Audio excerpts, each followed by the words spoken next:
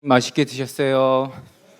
오전 시간에 우리는 오상에 대해서 전반적인 모습하고 그다음에 프란치스코 성인의 오상에 대해서 알아보는 시간을 가졌습니다. 오늘 오후 시간에는요, 그것에 이어서 이제 토마스 아퀴나스 성인이 하나님을 어떻게 알아보았는지 살펴보려고 합니다. 오후 시간 이끌어 주실 분은 박승찬 교수님이시고요. 우리 교수님 잠깐 소개해드리면요, 가톨릭대학교 철학과 교수이시고 한국중세철학학회장, 한국가톨릭철학회장, 그리고 김수환 추기경 연구소장을 역임하셨습니다. 저서로는 알수록 재미있는 그리스도교 이야기, 아우구스티노에게 삶의 길을 묻다, 그다음에 신앞에 선 인간, 토마스 아퀴나스 등이 있고요. 그다음에 토마스 아퀴나스의 신학 요강, 대이교도 대전, 그리고 존재자와 본질, 그리고 신학 대전 등을 많은 것을 이제 라틴어에서 이제 번역하셨습니다. 박수로 우리 교수님 맞이하겠습니다.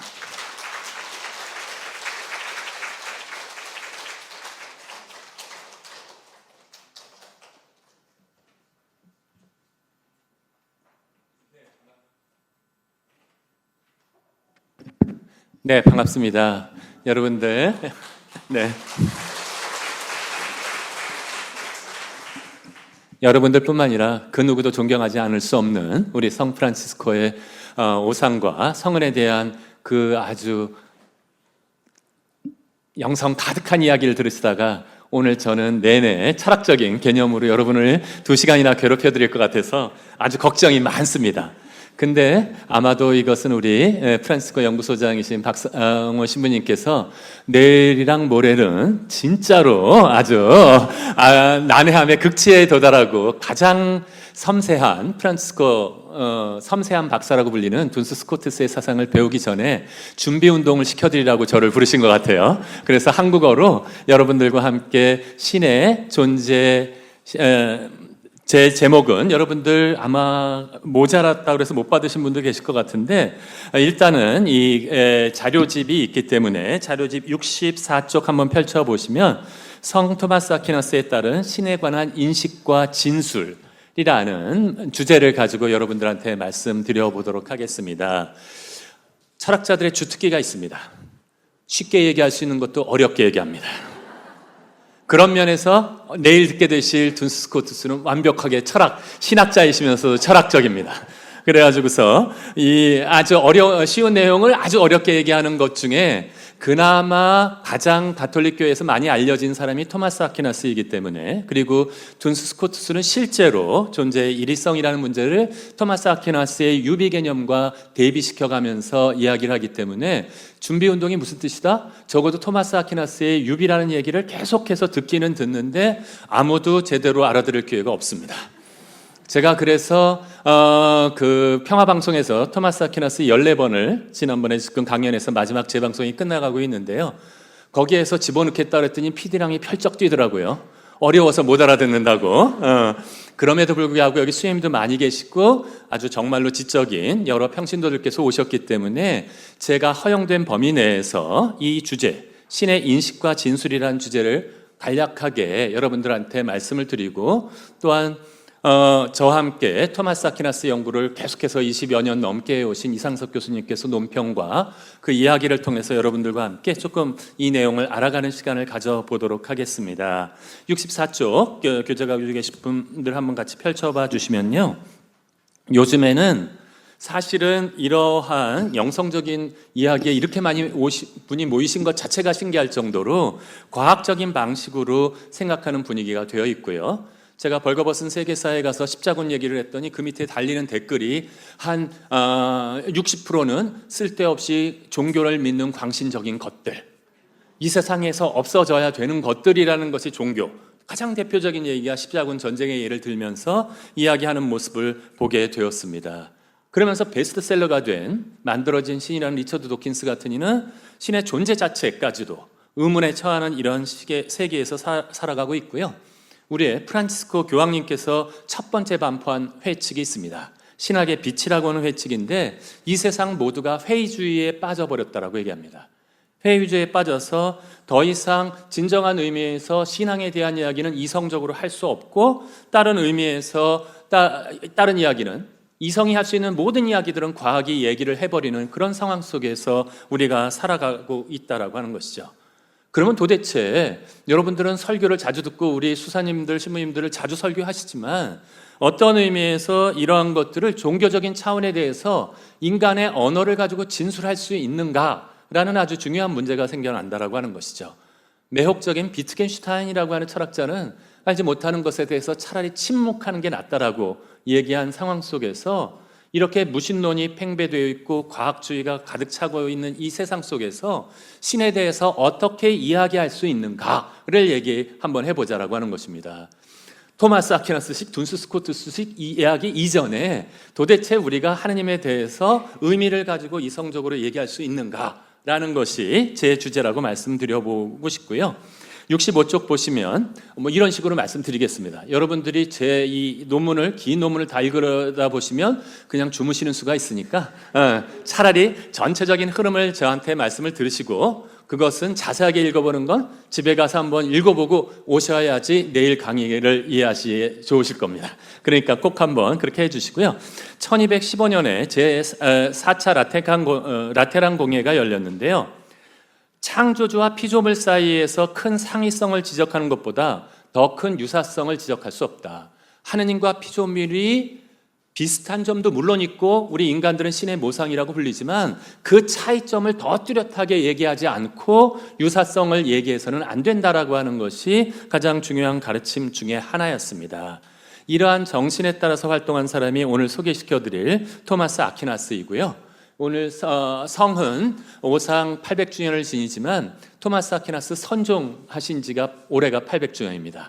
내년이 태어나신 지 또 800주년이기 때문에 49세에 돌아가셨기 때문에 저희들도 하고 있는데 토마스 아퀴나스가 왜 중요했냐 하면 65쪽에 이성과 신앙이 신에 관해서 인식에서 고유한 역할을 할 수 있다는 것을 밝혀주신 분이기 때문에 그렇습니다. 요한 바오로 2세가 아주 회칙 이름이 비슷한 거를 먼저 내셨는데요.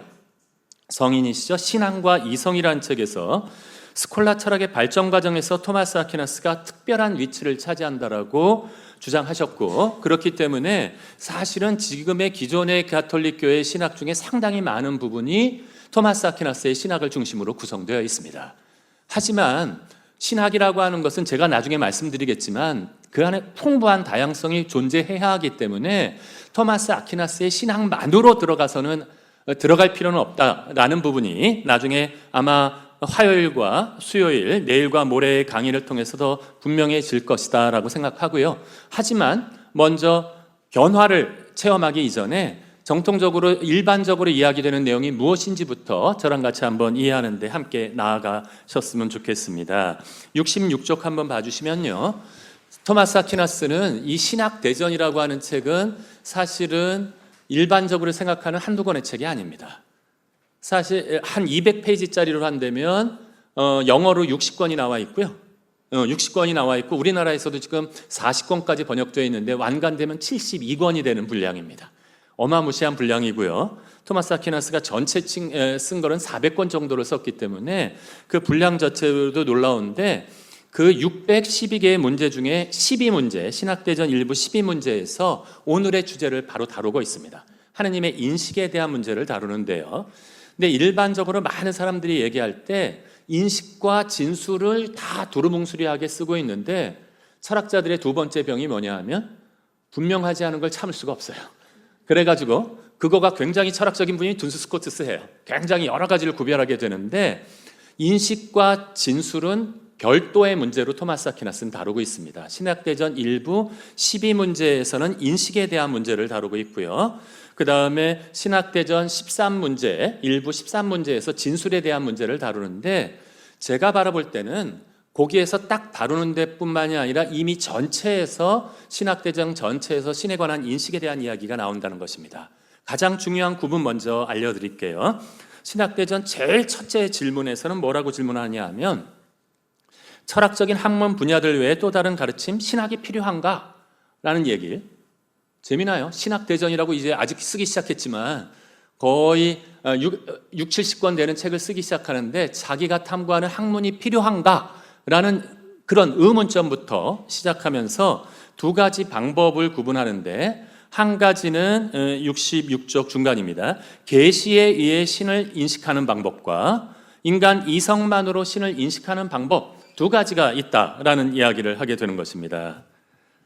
그런데 문제가 되는 것은 무엇이냐 하면 밑에서 셋째 줄입니다. 신이 모든 사물의 근원이기 때문에 오직 그분만이 인간적인 지식 추구의 최종 목표, 즉 인간의 행복이 있다, 그분 안에 라는 주장을 발견하게 되는데요. 일단은 철학자들도 순전히 이성적인 차원에서 신을 최종 목적으로 삼거나 신에 대해서 논의한다는 이야기를 하고 있습니다. 아리스토텔레스의 형이상이라는 책 뒷부분에 가면 실제적으로 모든 우주의 구성 원리, 움직여주게 하는 원리로서의 철학적 신 얘기를 하거든요. 그렇기 때문에 철학자들도 얘기를 하는데, 토마스 아퀴나스가 바라볼 때는 인간의 이성만으로는 완벽하게 신을 인식하는 것이 불가능하다는 거예요. 이것이 가능하지 않다. 그렇기 때문에 엄격한 의미에서 인간이 구원에 도달하게 되려면, 완벽하게 신을 인식하려면 신을 계시를 통해서, 내려진 것을 통해서 인식해야만 한다. 이것은 토마스 아퀴나스나 둔스 스코트스나 모두 공유하고 있는 그런 공통적인 내용이라고 말씀드릴 수 있습니다. 그런데 토마스 아퀴나스는 어떻게 가냐 하면 철학적으로 신을 인식하는 방법, 그 영역에 해당되는 부분도 때로는 계시를 통해서 이것이 알려질 필요가 있었다는 거예요. 여기서 아주 그리스도교의 핵심적인 포인트가 나오는데, 그리스도교는 여러분들처럼 프란치스코에 아무리 제3회 열심히 다니신다고 해도 엘리트만의 종교가 아닙니다. 그걸 가장 잘 보여주신 분이 바로 성 프란치스코시고요. 이게 엘리트만이 아니라 나병 환자부터 그 어떤 사람도 없다는 걸 보여주신 것이 성 프란치스코의 입장이라면, 그것을 이론적으로 또한 얘기한 사람 중에 하나가 저는 토마스 아퀴나스라고 생각합니다. 엘리트주의뿐만이 아니라 모든 사람이 보편적으로 구원을 받으려면 철학적으로 도달할 수 있는 신에 관한 이야기들도 계시에서 이야기될 필요가 있다라고 하는 것이죠. 67쪽 한번 봐주실까요? 인간의 이성을 넘어서는 것, 인용입니다. 중간부터 이성을 통해 인식될 수 있는 것까지도 신앙의 방식을 통해서 받아들이는 일이 필연적이다. 왜 그러냐 하면 신적 진리에 관한 인식이 더 빨리 도달할 수 있다. 아리스토텔레스의 형이상학 제일 뒤쪽에 신 얘기가 나온다 그랬잖아요. 거기 가서 읽기 전에 다 자빠집니다. 철학자들도 다 자빠지기 때문에 그거 다 배우고 실체, 우유, 가능태, 현실태 이거 다 끝나고 얘기하려면 도달할 사람이 거의 없다는 거예요. 근데 어떻게 돼요? 이러한 내용들을 우리가 알아야 되기 때문에 더 빨리 전달되려면 계시가 필요한 분이 있고, 신에 관한 지식이 더 공통적이 되기 위함이다. 실제로 많은 사람들은 재주의 박약함 때문에 혹은 시간적 삶의 다른 업무와 필요 때문에, 심지어 배우는데 무성의하기 때문에 연구에서 진전을 이룰 수 없다. 머리가 나쁜 사람들은 빼놓고 아까 한들에도 머리가 좋은 사람 요즘엔 전부 다 때려치고 의사와 검사 판사만 만들려고 하잖아요. 이 자들이 하나님에 대해서 구원에 대해 얘기할 시간이 어디 있어요.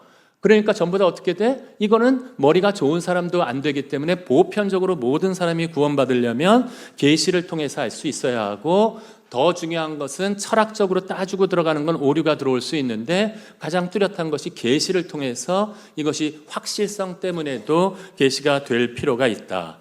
이 얘기는 제가 놔둘게요. 요거는 제가 토마스 강의 뒤져보시면 한 강의를 여기다 하려 했기 때문에, 여기서 중요한 것은 1차적으로는 인간 이성으로 탐구할 수 있는 부분과 인간 이성의 한계를 넘어서는 계시에 의한 부분이 있다는 사실이 일단 중요하다라고 말씀드릴 수 있고, 그 68쪽 맨 마지막에 보면 예만 하나씩만 들게요. 가장 중요한 인간 이성을 초월하는 진리 중에 드는 것은 삼위일체입니다. 이 삼위일체 신비라고 하는 것은 우리 성 프란치스코한테도 매우 중요한 이 삼위일체의 신비는 인간의 이성만으로는 도달할 수 없어요. 성 프란치스코가 구유에서 그렇게 강조했던 육화에 관한 신비도 이거는 걸림돌이지 인간의 이성으로 최종적인 결론이 아니거든요. 하지만 인간의 이성으로서 이야기할 수 있는 신에 대한 이야기, 이미 철학자들이 한 얘기들이 있다는 거예요. 그건 뭐냐? 신이 존재한다라든지 그분이 유일한 분이다라는 얘기는 놀랍게도 신플라톤주의 같은 철학자들도 이미 얘기했기 때문에 이건 철학자들도 할 수 있는 내용이다. 근데 여러분들은 어디서 이미 만났어요? 유일한 하나님이 계시다는 얘기를 우리는 성경에서도 만날 수 있다. 그러면 이제 생각해 볼 필요가 있는 거예요. 그럼 왜 이성적으로 따지는 것이 필요하느냐? 제가 토마스 강의하니까 거기 아나운서님이 물어보더라고요. 진행자님이 저한테. 일반 신자인데 왜 이렇게 복잡하게 토마스 이론까지 알아야 되나요? 여러분들처럼 여기 앉아서 제 얘기를 10분째 귀와 눈을 쫑긋 새기고 들으실 수 있는 이성적인 분들은 이성적으로 하나님을 이해하는 방법도 배워야 된다는 것입니다. 왜? 여러분들이 가지고 계신 달란트를 가지고 나누기 위해서라도 수녀님과 수사님뿐만이 아니라 우리도 그걸 배울 필요가 있는데 69쪽 한번 봐주세요. 그래서 신의 인식에 관한 이야기를 하고 있는데 토마스 아퀴나스의 가장 유명한 것은 여러분들 못 들어보셨겠지만 신 존재 증명 들어보신 분들 계시죠? 5가지 길이라고 얘기해서 신존재 증명이라고 하는 것을 나름대로 토마스 아퀴나스가 이성적인, 거기 성경 인용이 하나도 안 나옵니다. 한 3페이지 정도가 되어 있는데 순수하게 철학적인 이야기만을 가지고 이 세상에 신이 존재하신다라는 이야기들을 늘어놓은 부분이 있었거든요. 하지만 저는 오늘은 이게 주제가 아니기 때문에 여기서는 다루지는 않겠습니다. 하지만 토마스 아퀴나스도 알고 있어요. 인간의 이성만으로 신에 관해 인식하는 일이 얼마나 어려운지를 알고 있기 때문에 토마스 아퀴나스는 어디서부터 출발했냐면 우리가 경험할 수 있는 현상으로부터 출발해서 신이 존재한다는 쪽으로, 그것도 한 가지 길이 아니라 5가지의 길을 나열해서 그쪽으로 나아갔다라고 말씀드릴 수 있습니다. 한마디로 이 5가지 길을 요약하자면 70쪽 중간에 있습니다. 밑에서 5째 줄이요. 본인 것이면 밑줄 그으셔도 될 것 같은데 5가지 길은 자연 세계에 대한 관찰에서 출발하고 있지만 형해상학에 속하는 최고 원인에까지 도달하고 있다. 아주 치밀하고 당대의 아리스토텔레스 자연 철학에서 볼 때는 굉장히 설득력이 있는 부분이었는데 만들어진 신에서 리차드 도킨스가 막 까는 게 바로 이 신존재 증명이에요. 왜? 자연과학적인 과학에 대한 내용들이 바뀌었어요. 그렇기 때문에 그 방법만으로는 되지 않는데 한 가지 착각하는 것은 이것은 형이상학적인 논의이지 자연과학적이고 자연철학적인 논의가 아니었어요. 신존재 증명에 대한 부분이. 그리고 하지만 우리 토미스트라고 불리는 토마스를 연구하는 학자들이나 일반적으로 중세철학에서 항상 기본으로 가르치는 것은 바로 이 신존재 증명입니다. 이건 왜 중요하냐면 이성과 신앙이 어떻게 조화될 수 있는지를 보여주는 하나의 예로서 등장할 수 있기 때문에. 그런데 저도 우리 이상석 교수님도 연구했고 저도 토마스 아퀴나스의 신존재 증명을 연구해서 논문을 발표한 적이 있는데 많은 학자들이 의문을 품는 것은 이것만으로 성공할 수 있냐는 거예요. 쉽게 말해서 신존재 증명 끝났지? 제가 얘기해요. 이게 만일 완벽하게 성공했다면 무신론자들은 무신론자가 아니라 무식한 자들이 되어버리는 거예요. 증명이 완벽하게 끝났는데 그것을 제대로 할 수 없기 때문에. 근데 제가 철학자로서 엄격하게 따져볼 때는 토마스 아퀴나스의 5가지 길만으로 삼위일체의 신의 존재까지가 증명되었는지는 확실치가 않다는 거예요. 더 나아가서 저는 뭐라고 얘기하냐면 토마스 아퀴나스가 그거를 의도하지 않았다라고 저는 생각합니다. 신학대전의 맨 앞에 신존재 증명이 나오는데 이게 정말로 참되게 그리스도교의 신이라는 사실은 어디까지 읽어야 한다? 3부까지 읽어서 그리스도교에 대한 그리스도론과 교회론이 끝났을 때야 우리가 논의하고 있는 신이 참된 의미에서 그리스도교적인 신이라고 하는 거대한 계획을 가지고 지금 토마스가 시작하고 있다라는 정도만 말씀드리고요. 뭐만 기억하자? 맨 앞에 신존재 증명이 나온다. 신이 존재한다는 사실을 완벽하게는 아니어도 제법 그럴듯하게 얘기해서 사람들이 이성적으로 동의할 수 있는 부분까지 어느 정도 어떤 것들을 전제를 인정한다면 그것까지 모셔갔다라고 말씀드릴 수 있고요. 71쪽부터 이제 본질적으로 인식에 대한 얘기가 나오는데 둔스 스코트스나 토마스 아퀴나스나 동의하는 것이 있습니다. 우리가 이 지상 생활에 살아가고 있는 동안은 신이 무엇인지 완전하게 알 수 없다는 거예요. 본질을 파악할 수 없다. 누가 완벽하게 신을 파악했다라고 얘기하는 사람이 있으면 의심하세요. 거의 이단일 가능성 100%고요. 아주 신이 무엇인지는 여태까지 모든 분들이 그 부분에 대한 이야기를 하고 있고 가장 놀라운 분이 뭐예요? 성 프란치스코가 온몸과 오상과 모든 것을 통해서 인간의 인식이 부족하다는 사실을 너무나 핵심적으로 보여주셨다고 믿고요. 완전히 불가능하냐? 가능합니다. 언제? 천국에 들어가서 영광의 빛에 의해서 비춤을 받았을 때 우리가 하나님의 얼굴을 맞대고 보게 되었을 때는 되지만 되지만 우리가 완벽하게 신의 본질을 현실 이 지상에서 파악하는 것은 못하다. 그러면 손 놓을까요? 잘못 오셨어요. 인식에 대한 얘기를 막 이래 그렇다면 그게 아니라는 거예요. 토마스 아퀴나스는 우리가 완벽하게 하는 것이 불가능하지만 지금부터 이곳에서 지금이 아직 천국이 아니지만 이미 어느 정도 우리한테 다가온 부분이 있기 때문에 우리들의 주어진 것을 가지고 최선을 다해서 신을 인식하기 위한 노력을 해나가자라는 이야기를 하고 있다라고 하는 것이죠. 토마스 아퀴나스는 72쪽입니다. 그래서 이 신의 인식하는 방법을 세 단계의 방법으로 요약해서 이야기해 주었어요. 요약해서 이야기해 주었는데 그것을 세 가지 방법은 73쪽에 제목만 한번 읽어볼까요? 우리 같이 한번 읽어보시죠. 원인성을 통한 방법, 제거 또는 부정의 방법, 탁월성의 방법.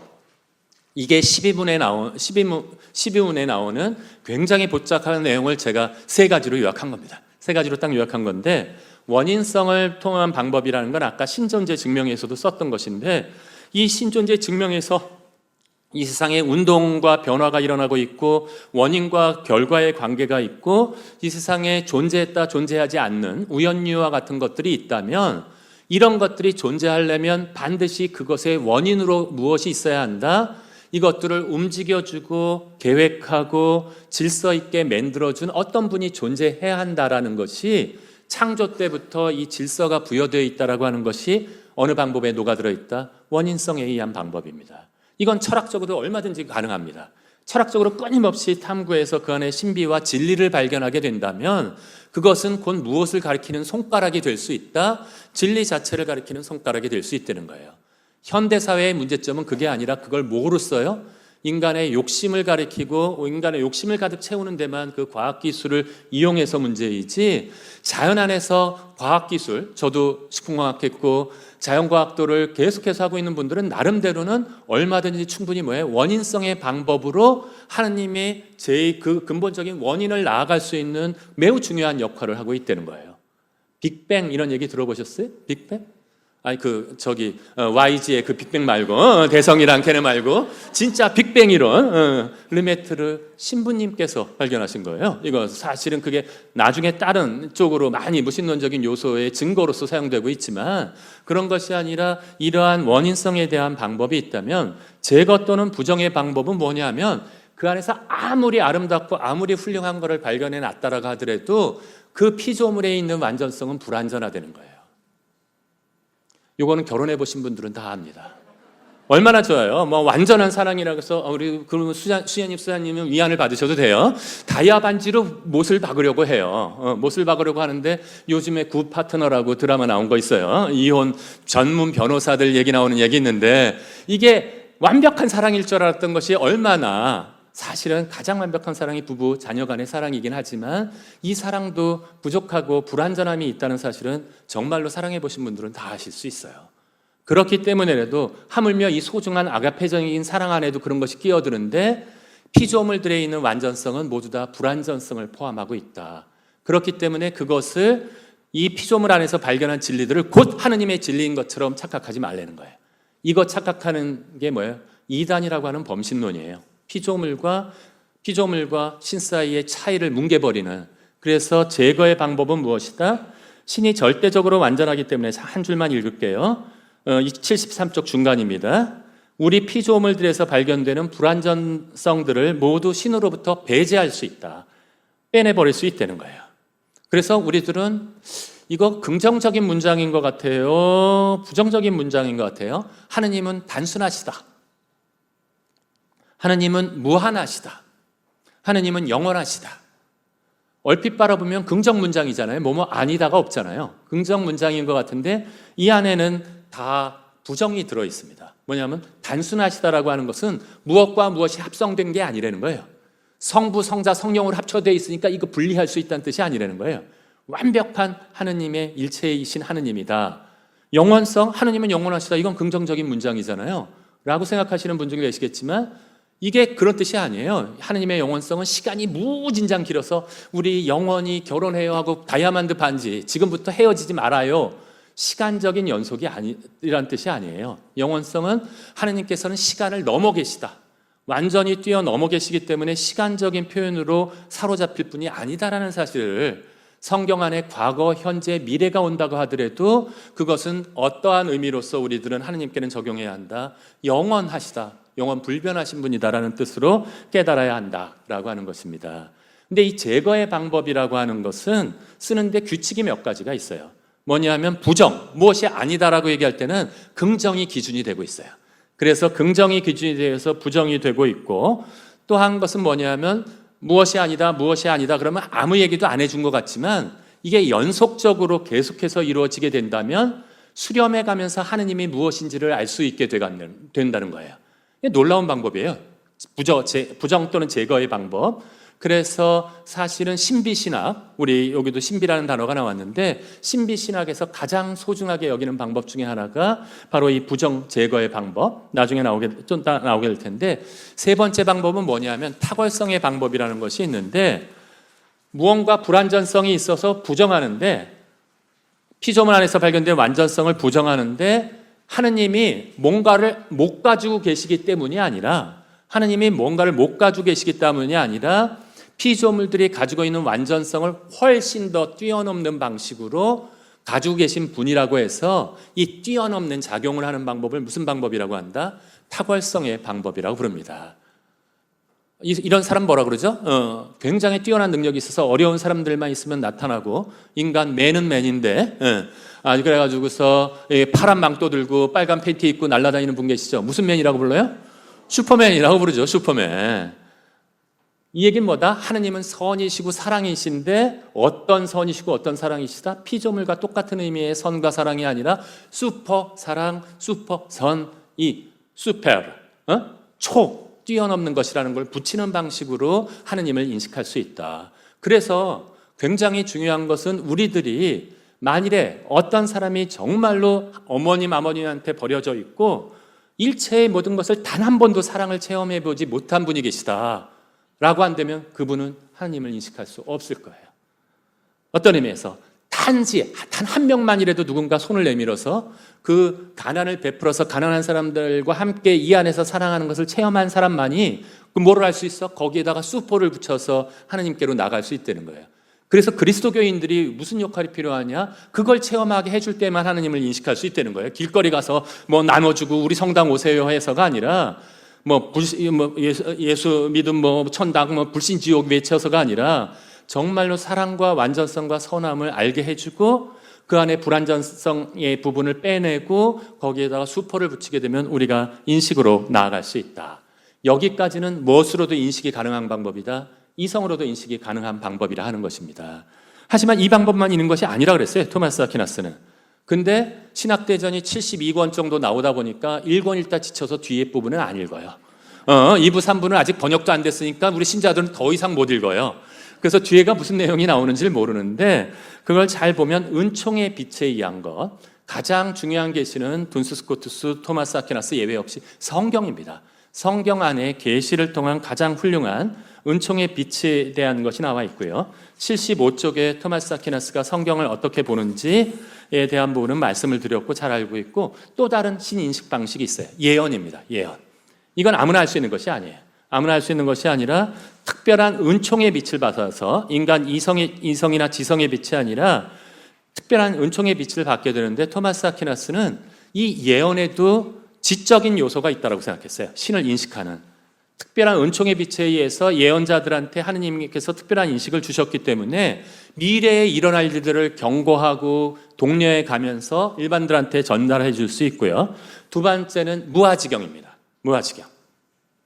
완전히 탈원 상태에서 우리 오상 받을 때 성프란치스코 성인께서 바로 이러한 무아지경 또는 황홀이라는 것이 있어요. 감각적용을 거치지 않고 단박에 쭉 올라가는 소위 탈원 상태에 빠져 있는 그런 것들도 있다면, 또 다른 신의 인식 방식 중에 하나는 기적입니다. 기적. 그래서 성인 할 때마다 기적을 그렇게 강조하는 이유 중에 하나도 이런 특별한 방식들이 있는데, 우리 프란치스코한 수녀님들과 수사님들한테 위안이 되는 것은 신인식의 특별한 계시의 인식 방식 중에 하나가 관상생활입니다. 이 관상생활이라는 것을 통해서 이 완전한 관상이라는 것은 진리의 관상, 일반적인 이성적인 인식만으로 돌아갈 수 있는 것이 아니에요. 그것을 뛰어넘어서 외부적인 감각적 사물을 이용하더라도 보나벤투라가 영혼의 신에 다도하는 단계에서 얘기하는 것처럼 여러 단계를 통해서 올라갈 수 있고 천상의 빛에 기초함으로써 특별한 인식에 도달할 수 있다고 토마스 아퀴나스도 얘기합니다. 도미니코에도 어떤 의미에서는 설교와 관상을 함께 중시했기 때문에 토마스 아퀴나스도 이걸 뭐라고 부른다? 가장 즐거운 인식이다. 이것이야말로 이것에 대한 이야기를 하지만 그러나 4.2번이 더 중요한데요. 다시 한번 아까 말씀드렸던 신에 의한 본질에 대한 인식 파악, 본질을 우리들이 알 수 있는 것처럼 완전히 아는 것은 불가능하다.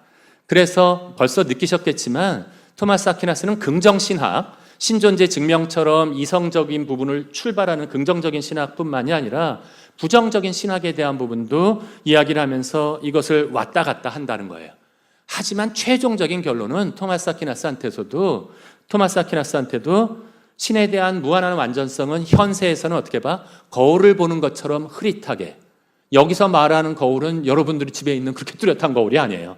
동으로 만들어서 형태는 바라볼 수 있지만 제대로 바라볼 수 없는 그 옛날의 그 거울, 바울 사도가 얘기한 그 거울과 같은 것으로 희밋하게 보지만 나중에 천국에서 어떤 부분에서는 아주 뚜렷하게 볼 것이다 라는 이야기들을 하고 있는 부분이 있고요. 그럼에도 불구하고 알지 못하니까 포기해버리자가 아니라는 거예요. 토마스 아퀴나스는. 여기서 우리가 어차피 알 수 없는 것, 그렇게 알지도 못한다는 신에 대해서 극단적인 불가지론을 나아가자는 것은 아니다. 그러면 어떻게 이 문제를 해결할 것인가? 그것 중에 하나가 좀 이따 나오게 될 유비와 연관되는데 유비라고 하는 것이 도달하기 위해서 77쪽부터는 여기까지가 인식에 대한 부분이었고요. 많죠? 교수 말도 빠르고 하지만 중요한 건 다 알아들으려고 하지 마세요.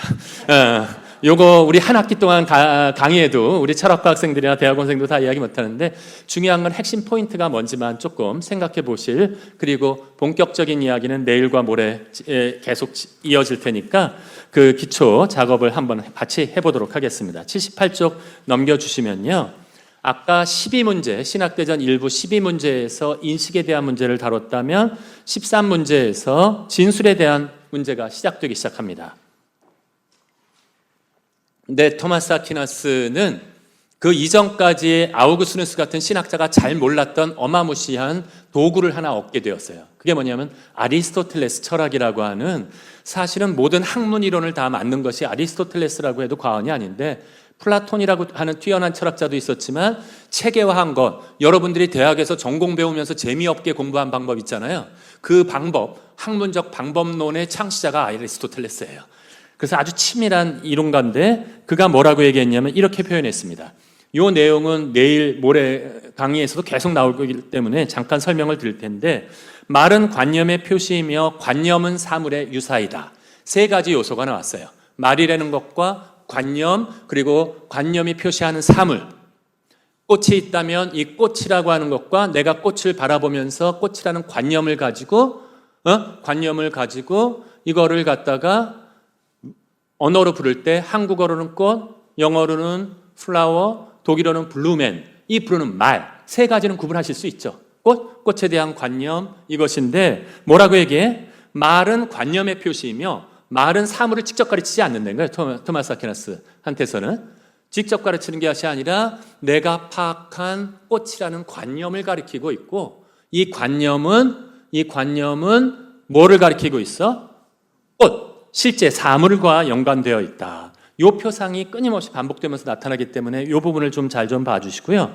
이걸 이용해서 하는데 이건 무슨 뜻이었다? 토마스 아퀴나스는 특별한 계시의 언어, 신비의 언어를 쓰고 싶지 않았어요.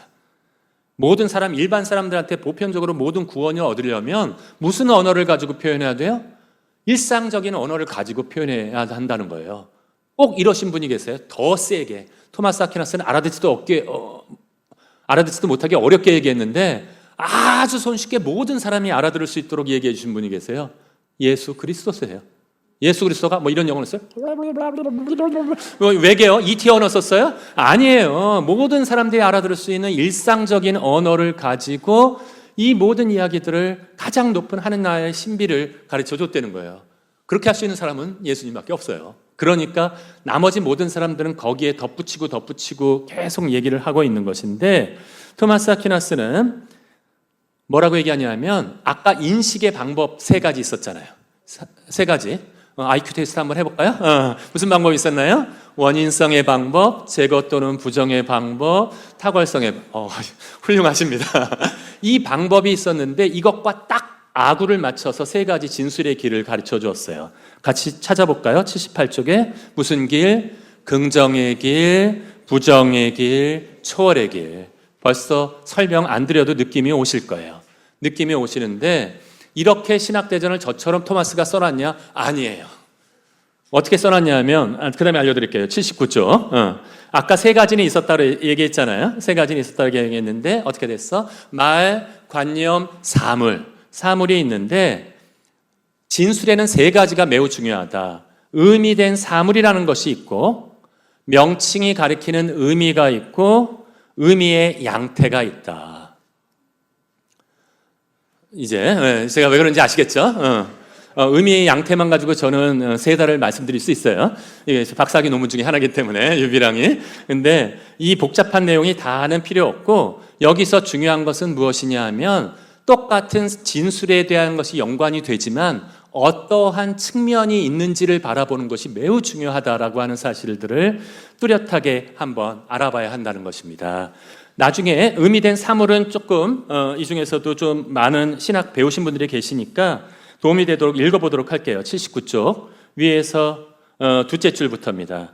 매우 복잡한 형성 과정을 거친 세 개념을 간략히 요약하자면, 의미된 사물은 한 단어가 지칭하는 대상이나 그 대상을 지성이 포착함으로써 형성된 관념을 뜻하고, 명칭의 의미는 그렇게 형성된 관념을 지시하기 위해서 공동체의 약속에 의해 단어에 부여된 근본적인 의미, 꽃! 이렇게 되면 이 꽃이라는 것이 요 꽃이 바로 의미된 사물이라면, 꽃이라고 얘기했을 때 여러분들 떠오르는 것이 있죠.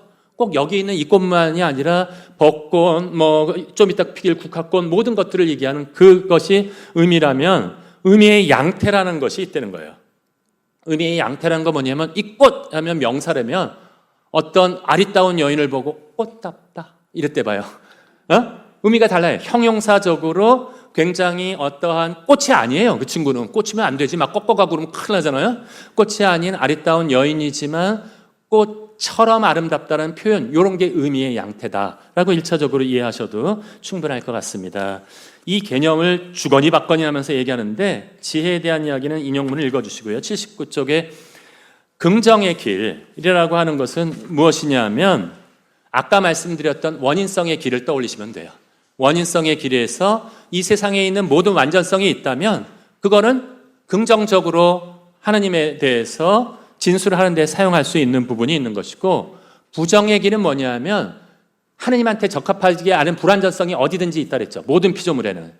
그거는 그렇기 때문에 뭐라고 불러야 돼? 하느님은 뭐뭐이다가 아니라 하느님은 물체적이 아니다. 하느님은 시간성에 매이지 않는다. 하느님은 이렇게 했다가 변덕스럽게 변화시키시는 분이 아니다. 이런 식으로 표현하는 거. 무엇이 아니다. 이걸 무슨 길이라고 부른다? 부정의 길이라고 부른다는 거예요. 부정신학이라고 들어보신 분 계실 거예요. 테올로기아 네가티바. 거기서 주로 쓰는 길이 이 바로 부정의 길입니다. 부정의 길인 것이고요. 그런데 여기에서 토마스 아퀴나스가 독특한 부분이 있어요. 부정신학자들은 거기서 그거에 머물렀는데, 토마스 아퀴나스는 여기서 머무르면 신에 대한 진술이 불완전해진다는 거예요. 왜냐하면 하느님이 원인이시기 때문에 원인이라는 의미로 긍정의 길, 부정의 길까지만 얘기한다면, 긍정의 길이나 그런 길만 얘기한다면 신에 대해서 성경에서 말하려는 의도와 부합하지 않는다는 거예요. 하느님은 돌도 만드셨어요. 하느님은 돌도 만드셨는데, 물론 하느님은 반석이다 이런 얘기는 하지만, 누가 이런 사람이 있어요? 하느님은 돌대가리다 이렇게 표현하는 사람이 있어요? 하느님은 돌이다 그러면 그런 뜻이 되는 거거든요. 하느님은 완전히 돌로 만들어져 있는, 우상 숭배를 비판할 때 뭐라고 그래요? 하느님을 우상을 갖다가 돌로 만들어진 걸 하느님이라고 하는 자들을 강하게 비판하는 성경 저자의 의도가 있는데, 만일에 부정신학만이라고 한다면 뭐야? 돌도 하느님께서 만드신 거예요. 돌만 그래요? 여러분들 싫어하는 진해, 모기, 파리, 이 모든 것들도 그건데, 그러면 그런 식으로 부정적으로만 가기 시작한다면 거의 모든 것들을 하나님한테서 쓸 수 있어야 되는데 성경에서 그렇게 쓰지를 않더라는 거예요. 그렇기 때문에 여기 80쪽에 보면 81쪽 단순하게 부정신에가만 머무르게 된다면 이 외 명칭들이 다른 명칭들보다 더 적합하게 어떤 명칭들은 사용되는데 그것을 충분히 설명해 줄 수 없게 된다. 다시 한번 강조하지만 토마스 아퀴나스는 인간들이 사용하고 있던 기존의 언어 사용 습관을 활용하고 싶었어요. 그래서 그것을 활용하기 위한 방법을 찾고 있는 것이고요. 그러면서 토마스 아퀴나스는 부정의 길을 특히 어디에다 제한해서 사용하고 있냐면 아까 설명드렸던 의미의 양태라는 것에 대해서 사용하고 있다는 거예요. 의미의 양태라는 측면에서 보면 의미의 양태는 아까 얘기한 것처럼 명사, 형용사라 얘기했다면 팔품사 배우셨죠? 명사, 형용사, 동사, 전치사, 부사 이런 것들 쭉 나열되어 있는 팔품사들이나 아니면 명사 중에서도 추상적인 명사, 구체적인 명사 이런 걸 구별할 수 있거든요. 그런데 이 모든 것들이 모든 양태들은 하느님한테 사용하기는 불완전하다는 거예요. 아까 하느님을 요거는 시간이 없으니까 나중에 질문이 나오게 되면 그때 말씀을 드려보도록 하고요. 의미의 양태에서 제한하고 있고 세 번째 길은 아까 초월의 길, 슈퍼맨처럼 슈퍼선, 슈퍼본질 여기다 슈퍼를 붙여서 하느님한테 묘사하는 것을 뭐라고 부른다? 초월의 길이라고 부른다. 그러나 근본적으로는 모든 명칭들은 하느님을 정확하게 묘사하는 데서 불완전하다. 이게 토마스 아퀴나스가 진술에서 가리키는 첫 번째로 알아들어야 할 가장 중요한 핵심적인 요소 중에 하나입니다. 그런데 토마스 아퀴나스는 이 세 가지 길이 각각의 다른 길이라고 얘기하지 않았어요. 이 세 가지 길이라고 불리는 것은 아주 기묘하게 연결되어 있는데 아마도 두 가지 바퀴, 긍정과 부정의 길에다가 연결해서 하나로 이것을 묶어주는 게 초월의 길이라고 생각하시면 어느 정도 이해가 되는데 그 이유는 왜 그랬냐면 82쪽 한번 봐주시면 긍정적인 길이 단독으로 사용될 때 하느님을 무엇인가 피조물로부터 계속해서 사용하게 된다면 신인 동형설은 뭘 떠올리시면 된다? 그리스 로마 신화를 생각하시면 돼요. 인간적인 어떤 욕망에 대한 것을 투사하는 그런 것이 되어버리거나 아니면 우상 숭배가 되어버리거나 거룩한 분을 피조물 중에 하나로 끌어내리는 독성죄에 빠질 수가 있고요. 부정적인 긴말을 너무 강조하다 보면 뭐가 된다? 불가지론에 빠질 수 있다는 거예요. 혹시 여러분들 이런 분 계세요? 나 사랑에 빠졌어.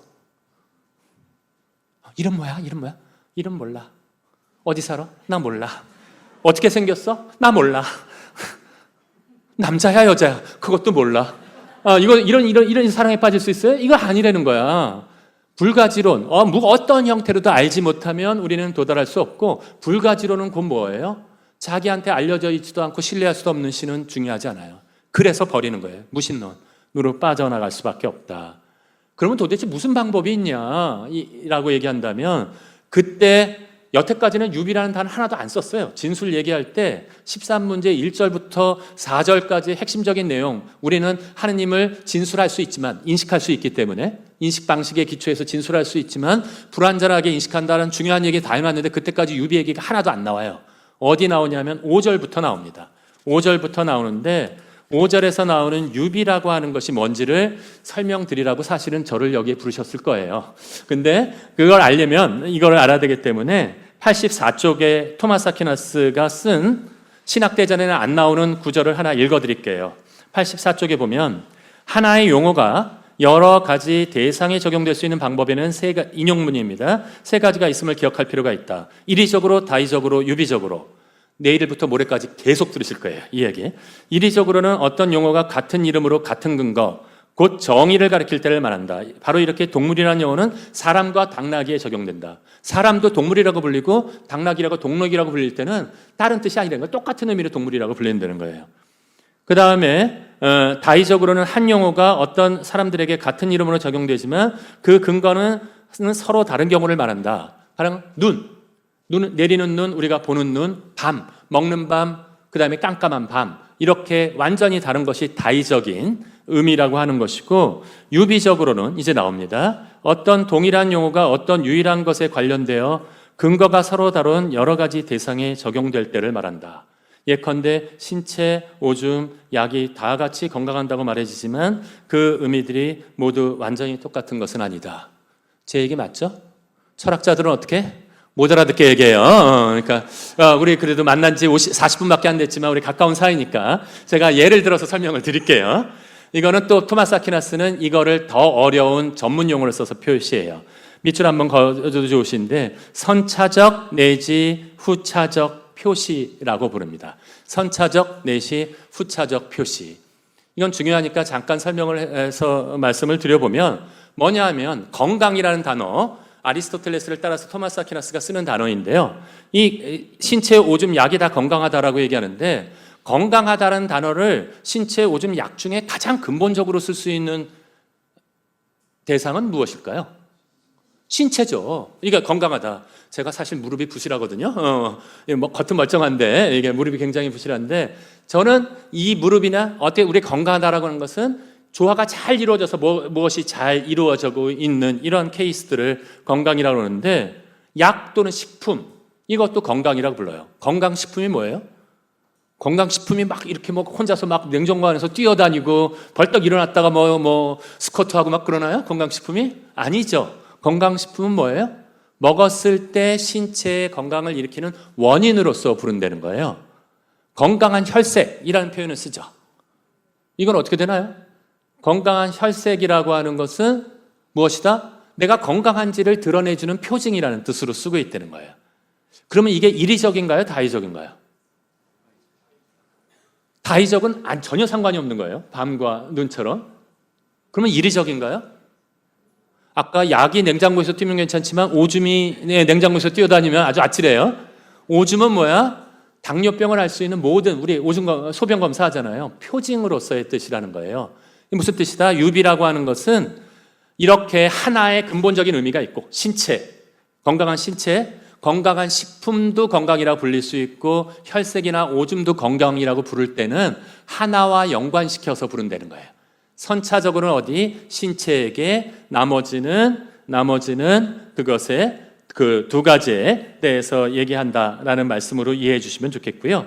이게 왜 중요하냐 하면 토마스 아퀴나스는 신에 대해서 이야기할 때 피조물과 신한테 우리는 똑같은 단어를 쓰는데 사랑이다, 선이다, 진리다, 뭐 영원하다, 창조적이다 여러 단어들을 쓰는데 이거는 이리적인 것도 아니고 아까 그 문제가 생겨나요. 신인 동형 동선설과 긍정의 길에서 했던 문제가 생겨나거나 다의적이면 또 어떤 문제가 생겨? 불가지론과 무신론에 빠질 수가 있어요. 그래서 신에 대한 유일한 진술의 길은 무엇이다? 86쪽 넘어가서 유비적 진술에서 유비가 도입됨으로써 한 명칭을 신과 피조물에게 이리적이고 다의적으로 생겨날 때 생겨나는 이율배반을 피해갈 수 있다. 인용문 하나 뛰어넘어서 토마스는 이것뿐만 아니라 여러 장소에서 유비적인 진술이 신에 대해 말하는 데 있어서 유일하게 신뢰할 수 있는 진술 방식이라고 주장하고 있다. 여기까지는 모두 다 얘기하고 있어요. 근데 저는 제가 유비에 대해서 박사학위 논문을 썼는데 토마스 아퀴나스의 텍스트를 처음부터 끝까지 유비에 관련된 걸 다 찾아보고 읽으라서 보니까 이게 마지막 얘기가 아니더라는 거예요. 유비만이 충분 조건으로서 유비라고 얘기하면 끝나는 게 아니라 유비라는 이 방식으로 하느님에 대해서 끊임없이 우리들이 얘기해야 된다는 내용이 들어있더라는 거예요. 제가 그것을 찾아낸 내용이고 지금 시간이 많지 않기 때문에 이따 토론할 때 선차적 내지 후차적 의미의 표시가 뭔지는 좀 이따 말씀드리도록 하겠고 88쪽에 넘어가 보면 굉장히 많은 사람들이 쓰는 단어들이 있어요. 사람들이 쓰는 단어인데 아까 얘기한 것처럼 토마스가 얘기한 것처럼 무조건적으로 모든 단어를 하느님한테 적용할 수 없어요. 어떤 단어를 쓸 수 없는 단어들이 있어요. 89쪽에 보면 아예 단어의 의미 자체에 명칭의 의미에 불완전성, 선의 결핍 상태가 들어있는 것, 악마, 추함, 비열함 이런 건 하느님한테 쓸 수 없어요. 그냥 완전한 하느님한테 쓸 수 없고 그 다음에 1차적으로 물질적인 의미를 가진 거 있잖아요. 아까 돌, 하느님은 사자다. 뭐 하느님이 잔인하다는 뜻이에요? 아니죠. 용맹함 이런 걸 텐데 이런 단어들은 뭐만 사용할 수 있다? 비유적으로만 사용할 수 있다. 단순한 이것과는 달리 단어들 중에서 아무런 물질적인 요소나 결함적인 요소가 포함되어 있지 않은 단어들이 있어요. 이것은 무엇을 쓸 수 있어? 하느님에 대해서 선차적으로 쓸 수 있다는 거예요. 하느님한테 예를 들어드리면 뭐예요? 90쪽에 선함, 지혜로움, 정의, 덕, 용감함, 위대함, 존재, 살아있음, 이해함, 참됨, 아름다움, 위격, 고상함, 사랑, 기쁨. 이건 오히려 하느님한테 선차적으로 쓰고 후차적으로 피조물들에게 사용할 수 있다. 마지막으로 하느님한테만 적합한 단어가 있다는 거예요. 그건 뭐야? 신, 야훼, 창조주, 그리고 토마스 아퀴나스는 뭐를 강조한다? 존재 자체이신 분. 하느님께서 존재 자체로서 모든 피조물들에게 존재를 부여하셨다. 우리들 모두 인간들 뿐만이 아니라 모든 피조물들은 하느님에 의해서는 존재를 받지 않고 되신 분은 없다 라고 하는 존재 자체라는 이러한 표현과 같은 것은 누구에게 고유한 명칭이다? 하느님에게 고유한 명칭이다. 그런데 토마스 아퀴나스는 재미나는 얘기를 해요. 토미스들은 존재 자체가 뭐다라고 얘기하는데 토마스는 존재 자체도 불완전화되는 거예요. 왜? 인간의 언어를 가지고 사용했기 때문에 이것도 불안한 요소가 있기 때문에 다른 명칭들에 의해서 이것을 보완해 주어야 된다. 끊임없이 보완해 주어야 한다라는 얘기를 하는 것이고요. 시간이 다 됐다고 우리 수사님이 사인을 주셨기 때문에 정리를 하도록 하겠습니다. 맺은 말로 정리를 해보지만요. 사실은 토마스 아퀴나스의 신존재 증명 이런 게 너무 유명해요. 그래서 토마스 아퀴나스는 순수하게 이성적인 것만으로 모든 것을 얘기했다라고 생각하기 쉽지만 그렇지 않으세요. 관상이었고 자기 자신도 황홀경에 빠졌었고 한 요소 중에 하나였었고요. 그러면서 하지만 토마스 아퀴나스가 포기하지 않은 것이 있어요. 계시라는 것이 매우 중요하지만 우리 인간들이 사용하는 일상적인 언어가 아닌 다른 수가 없다는 거예요. 일상적인 언어를 통해서 우리는 하느님을 찬미하고 찬양해야 하는 것이고 누가 그렇게 하셨다? 예수 그리스도께서 그렇게 하셨다는 거예요. 그 모범에 따라서 우리들은 그것을 해야 하는데 주의하자는 거예요. 주의. 93쪽 밑에서 다섯째 줄인데 인간이 사용하는 모든 명칭은 신을 진술하는데 결함을 지닐 수밖에 없다. 이게 유비에서 말하는 가장 중요한 내용이에요. 결함을 지닐 수밖에 없기 때문에 아무리 잘난 척하더라도 내가 그래서 자기가 하느님을 봤다라든지 인식했다라든지 자기가 완벽하게 하느님을 헤로데라는 사람이 있어요. 세례자 요한 죽인 사람이 너무나 멋진 연설을 해서 사도행전에서 칭송을 받죠. 이것은 신의 말씀이다. 영광을 돌리지 않아서 어떻게 됐나요? 구더기가 파먹었어요. 인간들이 사용하고 있는 진술에 대한 부분에 대한 결함을 항상 자각하자. 하지만 그렇다고 해서 뭐로 빠지지 말라? 진술하지 않겠다는 시민비주의로 도망갈 필요가 없다는 거예요. 한마디로 저의 최종적인 논문의 결론이자 오늘 발표의 결론을 말씀드리자면 세 가지 길이나 유비나 한 가지 길만으로 만족할 수 없어요. 인간의 모든 언어가 부족하기 때문에 얘기하고 노력해서 최대한 노력해서 하지만 도달하지 못했기 때문에 다시 수정하고 누가 수정해요? 나와 다른 의견, 다른 내용을 가지고 있는 것 완벽하게 알았다면 성경은 73권으로 안 쓰여졌을 거예요. 한 줄 이거로 끝났을 거예요. 73권이나 써놨잖아요. 그리고 토마스 아퀴나는 걷다 대고 72권, 400권을 글을 썼잖아요. 그것은 무엇이다? 끊임없는 수정 노력을 기울였고 토마스 아퀴나스의 마지막 말은 이거였다라고 얘기해요. 마지막 말은 아니지만 신학대전을 중단했어요. 그것도 완성본이 아니에요. 하면서 한 얘기는 내가 여태까지 써놓은 글이 지푸라기 같단 말이네. 근데 우리는 그게 그냥 떠받들어서 저 같은 사람은 평생을 그거 공부하느라고 다 바치고 있는데 그럼에도 불구하고 무엇이다? 이게 완벽하지 않기 때문에 우리는 끊임없이 수정하려는 노력들을 계속해서 기울여야 하고 그렇기 때문에 무엇이 중요하다? 자기와 의견이 다른 사람들의 이야기를 듣는 개방적인 태도가 필요한 거예요.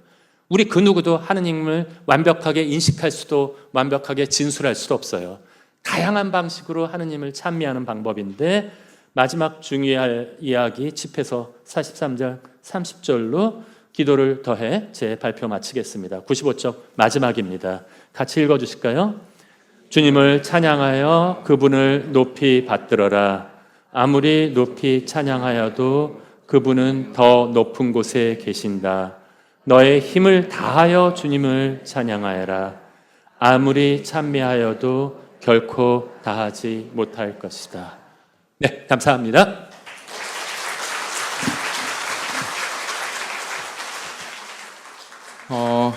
쉽지 않은 이야기 짧은 시간 안에 굉장히 잘 요약해 주신 것 같은데요.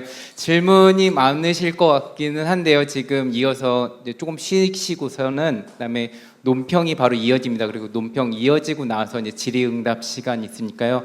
지금 뒤에 나가서 보시면은 밖에 그 질의응답 종이 있어서 혹시 지금 질문 있으시면은 적었다가 이제 저희한테 먼저 주셔도 될 것 같습니다. 우선은 나가셔서 조금 쉬시고요. 3시 10분에 다시 이어가겠습니다.